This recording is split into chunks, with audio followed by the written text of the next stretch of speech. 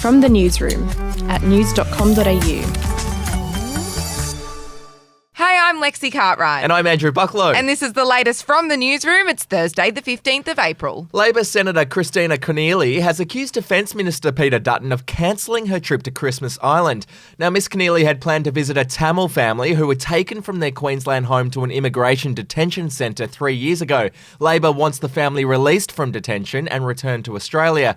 Miss Keneally said her trip was approved by Australian Border Force, but just 20 minutes later she received an email saying Mr Dutton had decided the government plane she was set to travel on was not available. To the US now, and the police officer who shot and killed an unarmed black man in Minnesota has been arrested and will be charged with second-degree manslaughter. The policewoman, Kimberly Potter, shot Dante Wright earlier this week after drawing her gun instead of her taser.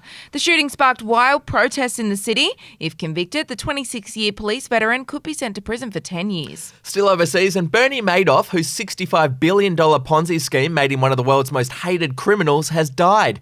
The 82-year-old died from natural causes at a secure federal medical centre in North Carolina, where he was serving a 150-year sentence. To sport, and in cricket, former Zimbabwe captain Heath Streak has copped an 8-year ban after being charged with breaches of the anti-corruption code. The ICC said Streak had been charged for disclosing inside information and facilitating the introduction of players to a corrupter during his time as coach of Zimbabwe and various domestic teams. To showbiz now, and one of the stars of The Bachelor from the US has announced he's gay. Former NFL player Colton Underwood was the Batchie back in 2019. He came out in an emotional interview on Good Morning America. I've ran from myself for a long time. I've hated myself for a long time, and I'm gay, and I came to terms with that earlier this year and have been processing it. And the next step in all of this was sort of letting people know.